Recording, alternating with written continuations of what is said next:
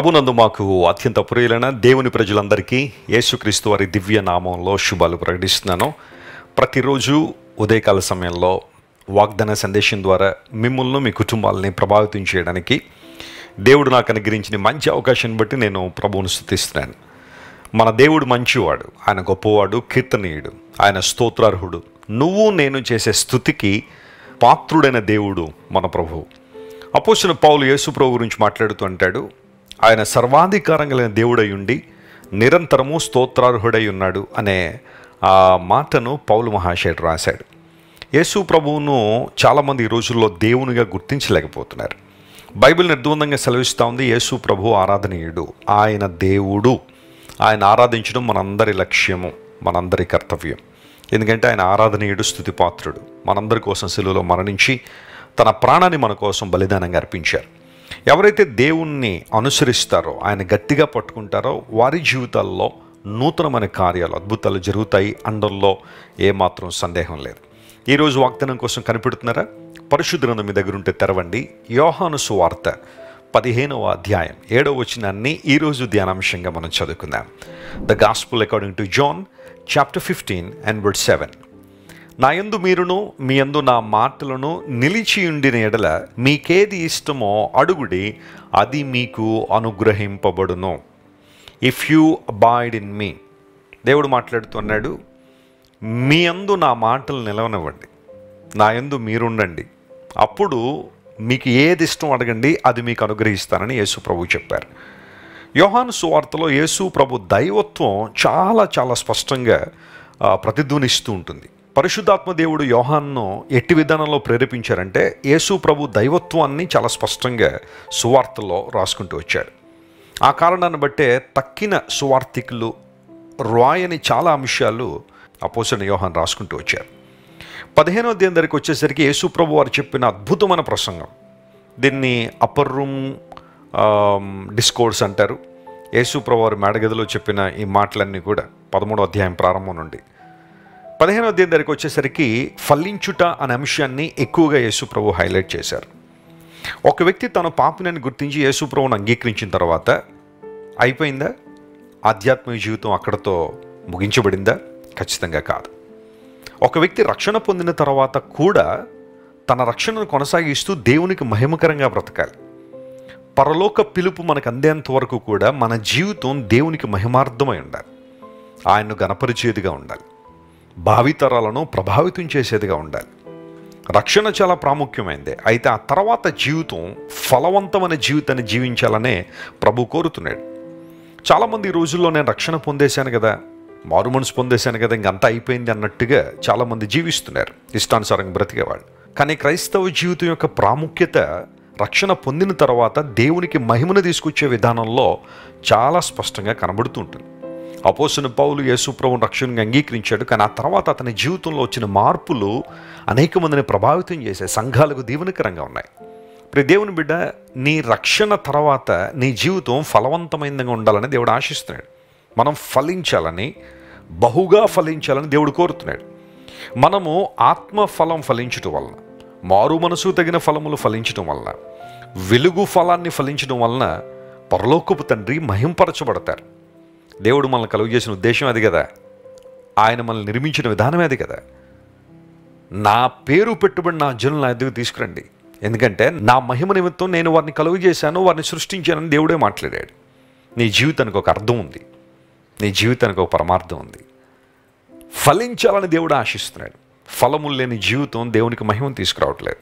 ఒకసారి నిన్ను ప్రశ్నించుకో, ప్రభు గురించి నువ్వు ఆలోచన చేస్తున్నప్పుడు నీ ఆధ్యాత్మిక జీవితాన్ని బేరీజు వేసుకుని ఫలములు ఫలించే జీవితంగా నీ జీవితం ఉందా? ఇలా ప్రశ్నించుకుని గనక మనల్ని మనం సరిచేసుకోగలిగితే, మనల్ని మనం సిద్ధపరచుకోగలిగితే ఖచ్చితంగా మన జీవితాల ద్వారా మన ప్రభును రక్షకుడైన దేవుడు ఎల్లప్పుడూ మహింపరచబడతారు. ఇక్కడ యేసు ప్రభు వారు చెబుతూ ఏమన్నారంటే, మీకు ఏది ఇష్టం అడగండి, మీకు ఇస్తాను. అలా అని చెప్పి వ్యర్థమైన కోరికలు తీరుస్తానని ప్రభు చెప్పలేదు. వ్యర్థమైన ఆశలన్నీ బొట్టరండి, లోకాశలన్నీ తీసుకురండి, నేను అవన్నీ గ్రాంట్ చేస్తూ ఉంటాను, మీరు అడగండి అంతే ఇచ్చేస్తూ ఉంటానని ప్రభు చెప్పలేదు. జాగ్రత్త గమనించండి, రక్షించబడిన విశ్వాస యొక్క కోరికలు క్రీస్తు కేంద్రితమై ఉంటాయి. Praise the Lord. Christ centred wants or desires. క్రీస్తు కేంద్రితమైన కోరికలుగా ఉంటాయి. వ్యర్థమైన ఆశలు కానీ, లోకాశలు కానీ, లోక సంబంధమైన ఇచ్ఛలు కానీ నెరవేర్చుకోవడానికి దేవుని బిడ్డ పరుగులెత్తడు. క్రీస్తు రాజ్యం కట్టబడాలని, ఆయన వాగ్దానాలు నెరవేర్చబడాలని, క్రీస్తు యొక్క మహిమను అనుభవించాలని, క్రీస్తు ప్రభు యొక్క సంఘము నానాటికి అభివృద్ధి పొందాలని, సంఘ నిర్మాణంలో, సంఘ అభివృద్ధిలో నా మట్టుకు నేను ఏం చేయగలనని తను ప్రశ్నించుకుంటూ, పరిశీలన చేసుకుంటూ క్రైస్తవుడు ముందుకు వెళ్తాడు. కాబట్టి ఆ వ్యక్తి కోరికలన్నీ కూడా క్రీస్తు కేంద్రితంగా ఉంటాయి. నీ కోరికలు ఎలా ఉన్నాయి ఒకసారి ఆలోచించే. ఉదయాన్నే లేచిన తర్వాత రాత్రి పడుకునే వరకు నీ కోరికలన్నీ కూడా ఒక పేపర్ మీద రాస్తే అందులో ఎన్ని మంచి ఉంటాయి, అందులో ఎన్ని చెడ్డ ఉంటాయి ఆలోచించేయాలి. మూర్ఖత చొప్పున నడిచే కొన్నిసార్లు మన ఆలోచన చెడ్డ కోరికలు మనల్ని ప్రేరేపిస్తూ ఉంటుంది. శరీరేచ్ఛలు అన్నాడు. అందుని బట్టే చాలామంది శరీరేచ్ఛలు నెరవేర్చుకోవడానికే బ్రతుకుతున్నా ఉన్నట్టుగా బ్రతుకుతున్నారు. కానీ ఎవరైతే దేవుని ఆత్మ ద్వారా నడిపించబడతారో వారు శరీరేచ్ఛలు నెరవేర్చరన్నాడు. If you walk in the spirit you will not fulfil the lust of the body. శరీరానికి సంబంధించిన ఇచ్ఛలు, కోరికలు ఇవన్నీ నెరవేర్చకుండా మనం ఉండాలి అంటే దేవుని ఆత్మ ద్వారా నడిపించబడాలి. పరిశుద్ధాత్మకు మనం సంపూర్ణంగా సమర్పించుకోవాలి, అప్పగించుకోవాలి.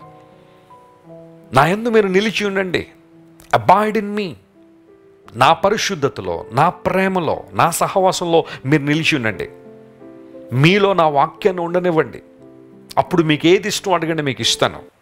అపోస్తలుడైన పౌలు జీవితం మరొక్కసారి మీ ముందుకు తీసుకొస్తాను. అనేక మంది రక్షణ పొందాలని, దేవుని సంకల్పాన్ని గుర్తెరగాలని, రక్షణ భాగ్యంలో కొనసాగాలని పౌలు ఆశించాడు. అతని కోరికలన్నీ కూడా క్రీస్తు రాజ్య నిర్మాణం వైపుగానే ఉన్నాయి. దేవుని బిడ్డలారా, ఈ లోకంలో మనం జీవించేటప్పుడు మంచి ఆహారం తినొద్దని బైబిల్ చెప్పట్లేదు, మంచి బట్టలు కట్టుకోవద్దని బైబిల్ చెప్పట్లేదు, గృహాలు వద్దు అని దేవుని వాక్యం చెప్పలేదు, వాహనాలు వద్దని చెప్పలేదు. కానీ ఒక క్రైస్తవుని యొక్క కోరికలు వాటికి అతీతంగా ఉంటాయి. నశించిపోతున్న వ్యక్తులు రక్షణ పొందాలి. ఎవరైతే ఇంకా సువార్తను వినలేదో వారికి సువార్త అందాలి. క్రీస్తు రాజ్య విస్తరణ జరగాలి. పరిశుద్ధతలు అందరూ ఎదగాలి. నీతితో ప్రతి ఒక్కరూ జీవించాలి. ఇలాంటి ఆలోచనలు ఆ వ్యక్తి కలిగి ఉన్నప్పుడు బైబిల్ సెలవిస్తూ ఉంది, ప్రతి మంచి కోరిక, నీతియుక్తమైన ప్రతి కోరికను దేవుడు నెరవేర్చడానికి ఆయన ఎల్లప్పుడూ సిద్ధంగానే ఉన్నాడు. నీతిమంతుల కోరిక ఉత్తమమైనదని బైబిల్లో రాయబడింది. అందును బట్టి దేవుని సన్నిధిలో ఆయనలో నిలిచి ఉందాం, వాక్య ప్రకారం జీవిద్దాం, ఆత్మ సంబంధంగా, మానసికంగా, శారీరకంగా మనకి ఏది అవసరమో ప్రభుతో చెబుదాం. దేవుడు వాటిని ఖచ్చితంగా మన జీవితంలో నెరవేర్చి అద్భుతం చేస్తారు. ఒక బ్రేక్ త్రూ కోసం నువ్వు ప్రార్థన చేస్తున్నావా? నీ కుటుంబ జీవితంలో కావచ్చు, నీ ఉద్యోగ పరిస్థితుల్లో కావచ్చు, నీ జీవితంలో ఎలాంటి అద్భుతాన్ని నువ్వు ఆశిస్తున్నా దేవుని వైపు చూడు, ఆయన సంకల్పాన్ని గుర్తెరుగు, ఆయన చిత్తాన్ని నెరవేర్చు. ఖచ్చితంగా ప్రభు నీ పక్షా నుండి మేలు జరిగిస్తారు. ప్రార్థన చేసుకుందాం. ప్రేమగల తండ్రి, ఇంతవరకు మీరు మాకు ఇచ్చిన ప్రతి మంచి మాటను బట్టి నీకు వందనాలు. మేము నీలో నిలిచి ఉన్నప్పుడు, నీ వాక్యం మాలో ఉన్నప్పుడు ఏది ఇష్టం అడగండి మీకు ఇస్తానని వాగ్దానం చేశావు. లేఖనాల్లో అనేక మంది యొక్క ఆశలను నెరవేర్చావు ప్రభువా. ఈరోజు మా ప్రియులు ఎంతమంది అయితే ఈ వాగ్దాన సందేశాన్ని వీక్షిస్తూ నీ సన్నిధిలో తమ ఉద్దేశాలను ప్రభువా, తమ కోరికలను, తమకేం కావాలో నీకు తెలియచేస్తున్నారో వాటిని మీరు నెరవేర్చండి. నీ నామ మహిమార్థమై అనారోగ్యతున్న వారికి స్వస్థ ఇవ్వండి, విడుదల లేని వారికి విడుదల ఇవ్వండి, ఆర్థికంగా చితికిపోయిన వారు లేవనెత్తండి. సంపూర్ణమైన నీ కృపను వారి మీద కృమరించండి. ఘనత మహిమ నీకు మాత్రమే ఆరోపిస్తూ యేసయ్య అతి శ్రేష్టమైన నామం పేరిట అడిగి వేడుకొనిచున్నాం తండ్రి. Amen, amen. God bless you dear friends. Have a wonderful day. Christ Worship Centre ఓ బలమైన సంఘ ఉద్యమం. కొన్ని సంవత్సరాల క్రితం కేవలం 2 ప్రారంభించబడిన పరిచర్య నేడు ప్రపంచవ్యాప్తంగా లక్షలాది మందిని ప్రభావితం చేయుచున్నది. రాజమండ్రి, సికింద్రాబాద్, బెంగళూరు, చెన్నై, నెల్లూరు, దుబాయ్, బెహ్రైన్, కరీంనగర్, విశాఖపట్నం, గద్వాల్, కొవ్వూరు, మలకపల్లి, శ్రీలంక, భూటాన్, అడ్డతీగల, పాలమూరు, ఒంగోలు, బళ్ళారి, కోరుకొండ, పోతవరం, నల్లజర్ల, వెంకటరామయ్యగూడెం, మచిలీపట్నం, ఇందిరానగర్లతో పాటు అనేక గ్రామాల్లో క్రైస్ట్ వర్షిప్ సెంటర్ ఆరాధనలు జరుగుచున్నవి.